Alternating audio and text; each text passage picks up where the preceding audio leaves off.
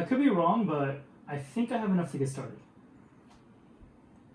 Hey everyone, sorry it's been so long since my last update. Trust me, even I'm surprised by how true my statement in the last video was. And this game will consume my every waking hour, so the building will have to wait just a bit. And while I was right about how absorbed I would be by Jedi Survivor, I did not account for Tears of the Kingdom. I completely forgot the release date. And as soon as I 100% completed Survivor, I picked up Tears. I mean, between the two games, I have notched 250 hours so far. But now, it's time to begin building. And for this video, I wanted to share my thought process on what I gathered for the initial buildings for the city, where to develop it from there, and things I got sidetracked by that led to other projects. Starting with all these pap cups. If you're new to the channel, this is my first Lego city. I recently determined that I wanted one. This is a dream that I have had since lunch, and I am not giving up on it now.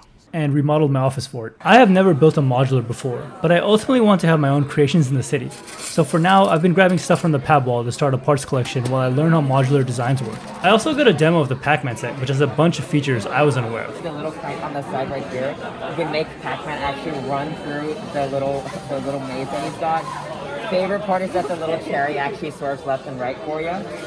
You've got these little guys, you can make Pac-Man start chasing them after he's eaten one of the bigger dogs for you. It's a very seamless transition. And a little detail, there's two of them that are hard to find actually. You've got this little button that makes the coin slot actually glow like the actual arcade cabinet. And then there's a little gear here, you can actually change the score on there as you go up, or you can actually change it to get to almost 11,000 points for you. And of course, you've got your little minifigure that has Pinky on the shirt and then Pac-Man on the little Letterman jacket. It's a very adorable set. You can even see on the back end for it all the actual inner workings with the little gear system going. Not too complex for Technic, but you can see all the little pegs inside. And it's a really interesting build. And you can see the little gear turning on it on the other. That's so cool.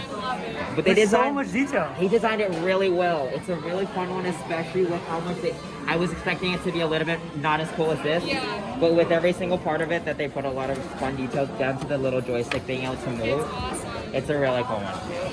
Thanks, Matt. Of course. And before I left, I grabbed my first Lego passport. They even stamped it upside down like a real border control agent would. Something about that just feels a bit more official. Now, when it comes to the city, I want to have elements of places around the world that I've been to and love. For example, I bought Big Ben and the Tower Bridge years ago, but didn't have the space for them. And even thinking now, I still might not have the space for them. So instead, since I've been to Wimbledon a few times and absolutely love tennis, I think creating a tennis court mock makes perfect sense for the city. The football table set does not get a lot of love. And trust me, I get it. But every city needs minifigs, and I want Lost Credits to have only flesh-toned ones. I saw it at my local BAM for way cheaper than what LEGO sells it for, and plan to take the set apart for the pieces, while the figs will be the first ones that go in once I customize them. And while I was there, I picked up some bulk from the table for several projects, including this Cal Kestis lightsaber mock I found. Started with this, but it's getting full, so then we're going to move it to this for the next size up.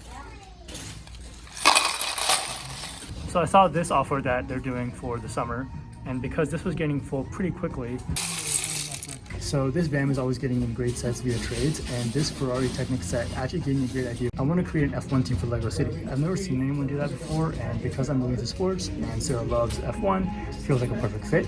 I don't know how many go in a pit crew though, and this set tells me it's 21. So far, I have 11 Octane Racing figs, and I might change the arms to red or black, so let me know in the comments which ones you think would look better. For now, I have 3 modular sets that I'll learn from, and while there are a few more I want to pick up, I'm not sure that I'll go back and get all the ones that I missed out on. You sure about that? You sure about that? I can't promise that I'll stick to that, but I do want the majority of the city to be my own creations. For example, the grocery store retired a while back, but then I got the farmer's market truck, which led me to getting this pizza van, and maybe I can then evolve that to having a food truck area in the city. I'd also love to create a cave with the Rancor from Survivor, and maybe building a hill over it. And while I have a bunch of other ideas, it's time to get started. I have a ton of bricks to sort through. Shout out to Organic Bricks on Bricklink for their shipping. Everything was perfect, and 10 out of 10 would order again. As nice as it was to get all these in a single cup at the pad wall, the bill eventually comes due. So now we gotta unstack them all. And I don't know if I'm doing this the most efficient way, but it's the way I'm doing it. So I've got a long ways to go. We figured out a much more efficient way, which is to hold it at the top and use the 2 corner parts of the tile. And it's certainly coming off a lot easier this way. I know it's been a long wait due to copious distractions, but we're finally ready to start the Lego City. To start, we need the first MILS plate, and so I've got all the parts here.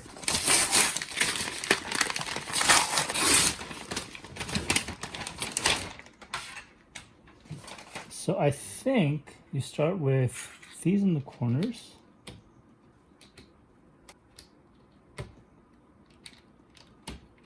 With the 2x2 bricks in the corners, we add these 1x4 Technic bricks, and then we add the 2x3 bricks. And after the 2x3s, we layer in 2x2 bricks across the plate. And finally, once the 2x2 bricks have covered the base plate, you add 4x4 plates on top of the bricks. If you're unfamiliar with MILS, it stands for Modular Integrated Landscaping System. The main advantages to them are that you can connect plates together for a larger display, which also brings flexibility since you can move things around easier, and it solves the problem of having flimsy base plates, as everything holds together much better on these.